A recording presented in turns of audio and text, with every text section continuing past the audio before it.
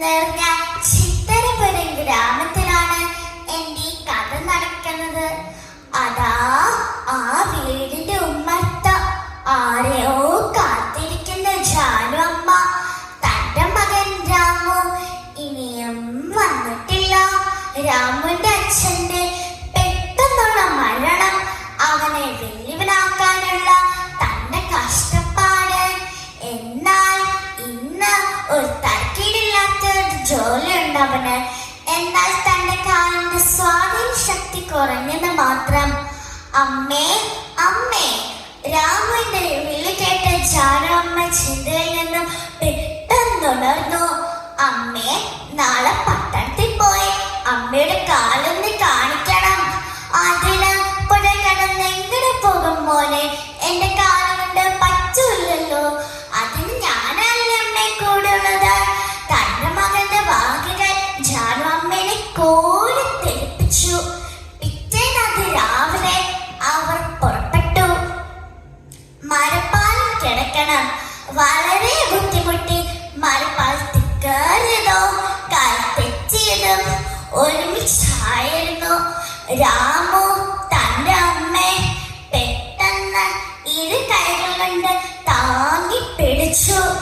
പാലത്തിന്റെ നടുവിലെത്തിയപ്പോൾ അവൻ ചുറ്റും നോക്കി. ആരുമില്ല. അയാൾ തന്റെ അമ്മയെ പുഴയിൽ കാല് തള്ളി. മോനെ!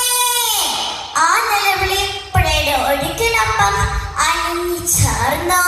രാമു സന്തോഷത്തോടെ തിരിച്ചു വീട്ടിലെത്തി. ജാനു അമ്മ കാലങ്ങളായിട്ട് സൂക്ഷിച്ചു വച്ച ആ പണപ്പെട്ടി അവൻ തുറന്നു. അമ്മയുടെ കാലശേഷം തന്നെയാണ് ഞാൻ ഇതിൽ തൊട്ടത്. രാമു ഊറിച്ചിരിച്ചു. രാമേട്ട, രാമേട്ട. പിറ്റേന്ന് രാവിലെ അയൽപ്പക്കത്തുള്ള ഉണ്ണിയുടെ നിലവിളി കേട്ടാണ് അവൻ ഉണർന്നത്. വാതിൽ തുറന്നതും കൈനീട്ടി പിടിച്ച പത്രവുമായി അവൻ വിക്കി വിക്കി പറഞ്ഞു, രാമേട്ട, രാമേട്ടന്റെ അമ്മ. ഉണ്ണി ചൂണ്ടിക്കാണിച്ച കോളത്തില് അവൻ കണ്ണോടിച്ചു. പുഴയിൽ അകപ്പെട്ടു പോയ വൃത്ത അത്ഭുതമായി രക്ഷപ്പെട്ടു. ഒരു ഞെട്ടലോടെ അവൻ ആ വാർത്ത വായിച്ചു.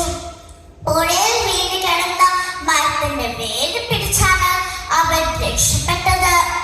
രാമുവിന്റെ കണ്ണുകളിൽ ഇരുട്ട് കയറി. അവൻ തളർന്ന് നിലത്തിരുന്ന് പോയി. അമ്മയുടെ കണ്ണുകളിൽ പോലെ ഒരു കാറ്റ് അവനെ തടകി കടന്നുപോയി.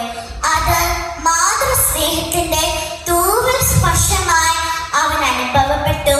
പ്രിയമുള്ളവരെ, സ്നേഹബന്ധങ്ങളെക്കാളും പണത്തിന് പ്രാധാന്യം കൊടുക്കുന്ന ഈ കാലഘട്ടത്തിൽ അമ്മിഞ്ഞ പാലിനൊപ്പം നിസ്വാർത്ഥമായ സ്നേഹം കൂടെയാണ് ഒരമ്മ നൽകുന്നത്. നാം മറന്നു പോകരുത്. ഈ ഭൂമിയിൽ എപ്പോഴും മാപ്പ് നൽകുന്ന ഒരു കോടതിയുള്ളൂ. അത് അമ്മ മനസ്സ് മാത്രം. ഈ ചെറിയ കഥ നിങ്ങൾക്ക്